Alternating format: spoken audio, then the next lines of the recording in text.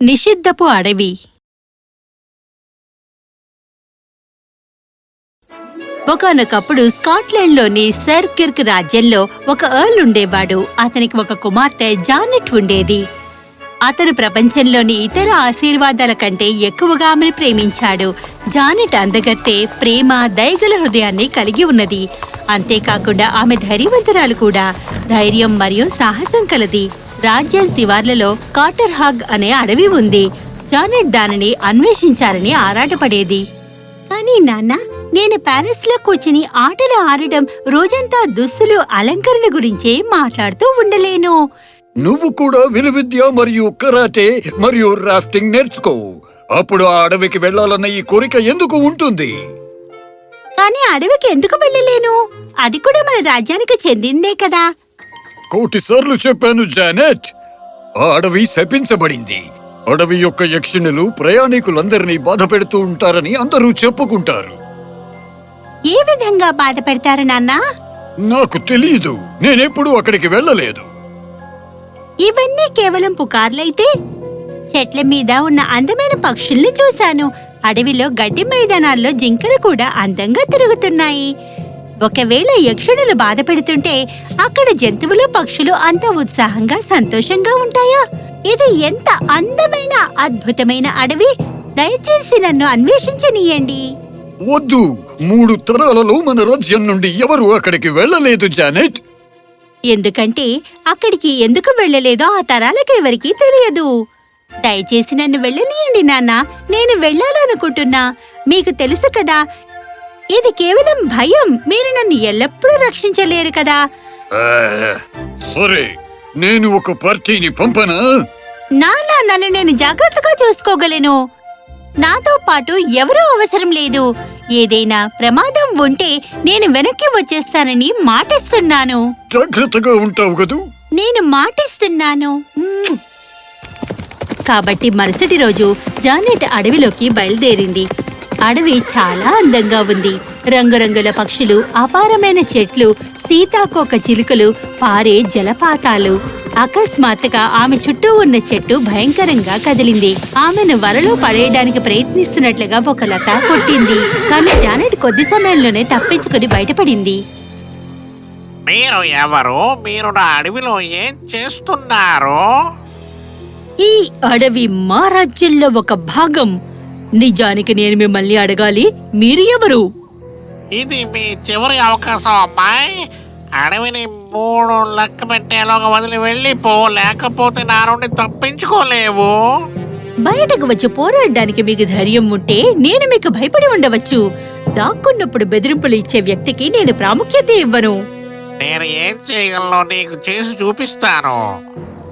అకస్మాత్తుగా ఆకులు భయంకరమైన చిన్న దెయ్యాలుగా మారిపోయాయి. ఆమెపై దాడి చేయడానికి కర్రలతో ఆమె వద్దకు పరిగెత్తాయి. కానీ జానెట్ వాటన్నిటినీ ఓడించగలిగింది. ఆమె ఒక కర్రను పట్టుకుని 2 రాళ్లను రుద్దుతూ మంటను వెలిగించింది. దెయ్యాలని ఆ మంటలతో బెదిరించింది. వారంతా తప్పించుకున్నారు. దెయ్యాలలో ఒకటి ఆ మంటల్ని ఆర్పింది. జానెట్ దాన్ని చూసింది. నీకేం కాలేదు కదా? మీరు నా ప్రాణాన్ని రక్షించారు. నేను మీపై దాడి చేశాను, అయినా మీరు నా ప్రాణాన్ని కాపాడారు. చూడు, నేను పోరాడడానికి ఇక్కడికి రాలేదు.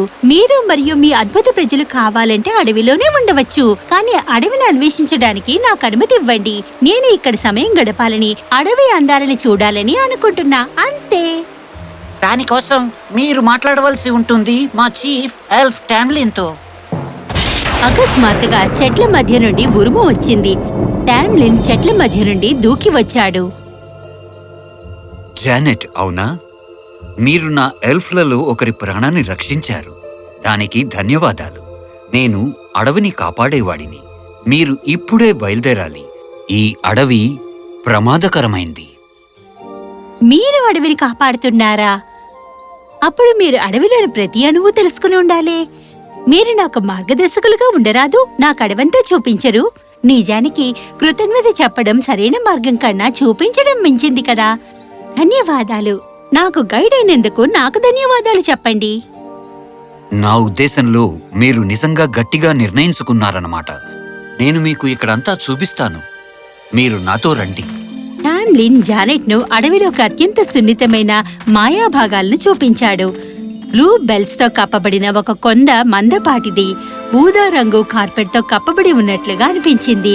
బంగారు సీతాకోకల లోయ, జానెట్ కంటే పక్షులు తీయగా పాడిన సహజ పక్షిశాల. అడవి అందంగా ఉంది.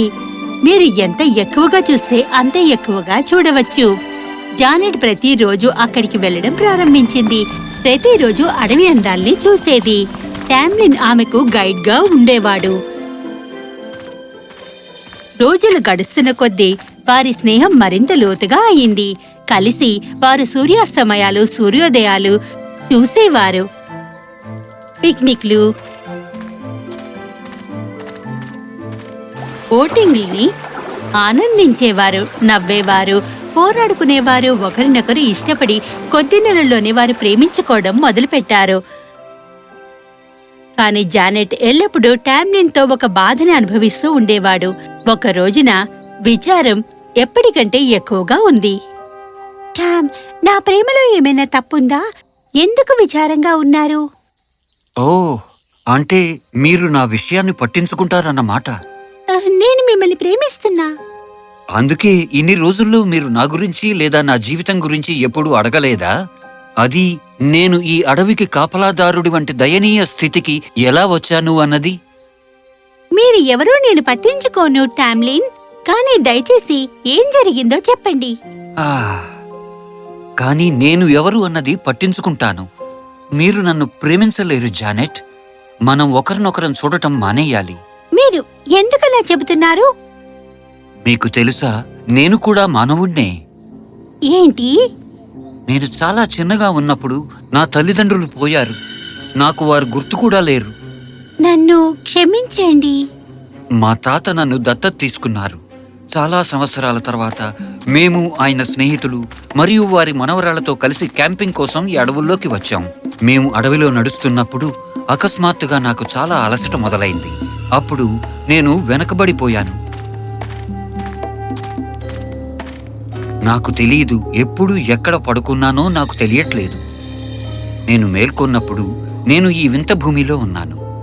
ఎల్ఫ్ క్వీన్ యొక్క భూమి. మరియు నా రూపం ఇలా మార్చబడింది. నేను నిద్రలోకి జారుకున్నప్పుడు ఆమె నన్ను దొంగిలించింది. అప్పటి నుండి ఎన్ని శతాబ్దాలు గడిచిపోయాయో నాకు తెలియదు. నేను పగలు అడవిని కాపాడుతూ ఉంటాను మరియు చీకటి పడిన వెంటనే నన్ను నేను చూసుకుంటాను ఆ ఎల్ఫ్ క్వీన్ భూమిలో. నేను కూడా నిన్ను ప్రేమిస్తున్నాను జానెట్, కానీ నువ్వు మరియు నేను కలిసి ఉండలేం. నేను దాన్ని అనుమతించను.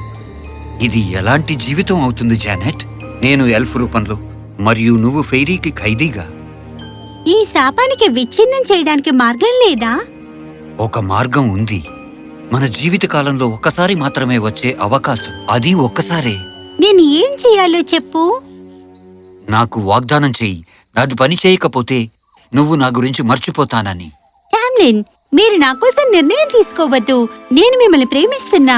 మీరు మానవులా లేదా ఎల్ఫ్ అన్నది పట్టించుకోను. మన జీవితాంతం మనం ఇలా కలవలసి వచ్చినప్పటికీ నేను మిమ్మల్ని కలుస్తూనే ఉంటాను. కానీ అవును, ఇది సాధ్యమైతేనే నేను మిమ్మల్ని విడిపించాలనుకుంటున్నా. శామ్ హైనీస్ స్పెషల్ యొక్క రాబోయే అమావాస్య రాత్రి. ఇది 100 సంవత్సరాలకి ఒక్కసారి వస్తుంది. ఇక్కడి నుండి ఫెయిరీ ప్రజలందరూ దిగువ ప్రపంచానికి వెళతారు. మీరు అర్ధరాత్రి పూట అడవి క్రాస్ రోడ్ వద్దకు వచ్చి అద్భుత దళాల కోసం వేచి ఉండాలి. వారు 3 యాత్రికులలో వస్తారు. మొదటి 2 యాత్రికులని వెళ్ళనివ్వండి. నా నుదురు మీద బంగారం వృత్తంతో తెల్లటి స్టీడ్ మీద నేను 3వ కార్వాన్లో వస్తూ ఉంటాను. మీరు నా దగ్గరికి పరిగెత్తాలి. నన్ను నా స్టీడ్ నుండి తీసివేసి నన్ను పట్టుకోండి. ఏం జరిగినా సరే నన్ను వదలొద్దు. అలాగే పట్టుకుని ఉండండి. అప్పుడు మాత్రమే ఆ శాపం విచ్ఛిన్నం చేయవచ్చు. నేను చేస్తాను. కాబట్టి మరుసటి రాత్రి జానెట్ అడవికి సమీపంలో ఉన్న కూడలికి వెళ్లి వేచి ఉంది. అర్ధరాత్రి దాటిన తర్వాత ఆమె గుర్రాల కాళ్ల శబ్దం వింది. అద్భుత జానపద మొదటి క్యారవాన్ దూరం నుండి సమీపించింది. జానెట్ వారిని వెళ్ళనిచ్చింది. 2వ క్యారవాన్ వచ్చింది. జానెట్ వారిని కూడా వెళ్ళనిచ్చింది. కాని ఆమె గ్రహించింది, గుర్రాలు చాలా వేగంగా పరిగెడుతున్నాయి. ఆమె టామ్లిన్ యొక్క స్పీడ్ పట్టుకునే మార్గం లేదు. కాబట్టి ఆమె ఒక చెట్టు ఎక్కి బలమైన సప్లిన్ కొమ్మను పట్టుకుంది. 3వ క్యారవాన్ దగ్గరికి చేరుకున్నప్పుడు ఆమె టామ్లిన్ని గుర్తించినప్పుడు తాడు పట్టుకుని ఒక్క గంతులో దాటి టామ్లిన్ను గుర్రం నుండి పైకెత్తి పారేసింది. ఇద్దరు నేల మీద కూర్చున్నారు. ఎల్ఫ్ క్వీన్ అది చూసింది. టామ్లిన్, నీకు ఎంత ధైర్యం? నీ సంగతి అమ్మాయి, ఏ మానవుడు ఎప్పుడైనా ఎల్ఫ్తో ప్రేమలో ఎలా ఉంటాడు? ప్రేమ దేన్ని పట్టించుకోదు. అయితే సరే, మంచిది. మీ ప్రేమ ఎంత బలంగా ఉందో చూద్దాం. ఎల్ఫ్ క్వీన్ తన మాయాజాలాన్ని ఉపయోగించింది. టామ్లిన్ సన్నగా బల్లిగా మార్చేసింది. జానెట్ చేతిలో నుండి దాదాపు జారిపోయింది, కానీ ఆమె దాన్ని పట్టుకోగలిగింది. అప్పుడు రాణి టామ్జిన్ను జానెట్ శరీరంపై కోసిన భయంకరమైన పాముగా మార్చేసింది. కానీ ఆమె ఇంకా పట్టుకునే ఉంది. రాణి టామ్జిన్ను బర్నింగ్ అంబర్స్ గా మార్చింది. జానెట్ వేదనతో అరిచింది, భయంకరమైన కేకలు వేసింది. అయినా జానెట్ వదల్లేదు. ఇతన్ని విడిపించడానికి నాకున్న ఏకైక మార్గం ఇదే. అతను విముక్తి పొందాడని నిర్ధారించుకోవడానికి నేనేమైనా చేస్తా. జానెట్ నొప్పితో అరిచింది. ఆమె కన్నీళ్లు ఎంబర్లని తాకిన క్షణం అవి కాలిపోవడం ఆగిపోయాయి. ఏం జరుగుతోంది? అవి ఎందుకు కారడం లేదు? నిజమైన ప్రేమ కన్నీళ్లు. ఏ చెడు వాటి ముందు నిలిచే అవకాశం లేదు. నువ్వు రాణిని ఓడించావు. నా జానెట్ మరియు ఆమె ప్రేమ గెలిచాయి. మానవుడు ఎల్ఫ్తో ప్రేమలో పడడం ఎలా సాధ్యమైంది? ఎల్ఫ్ క్వీన్, నా రాజ్యం యొక్క అడవి మీకు స్వాగతం. అయితే మనం శత్రువులుగా కాకుండా స్నేహితులుగా జీవించగలమా? మనుషులు మరియు దెయ్యంలు కలిసి ఉండగలమా? మానవులతో స్నేహం అనే భావన ఎల్ఫ్ క్వీన్ గ్రహించడం చాలా కష్టమైంది. ఆమె దూరంగా వెళ్లిపోయింది, కానీ తిరిగి రాలేదు. జానెట్ మరియు టామ్లిన్ త్వరలోనే వివాహం చేసుకున్నారు. వారు సంతోషంగా ఎప్పటికీ జీవించారు. ఎల్ఫ్ క్వీన్ పోవడంతో ఆ రాజ్య ప్రజలు ఇప్పుడు నిర్భయంగా తమ పిల్లలతో కలిసి అడవుల్లోకి పిక్నిక్ కోసం వెళ్లేవారు, క్యాంపింగులకు వెళ్లవచ్చేవారు. కానీ అడవిని ఎక్కువగా సందర్శించేవారు జానెట్ మరియు టామ్లిన్.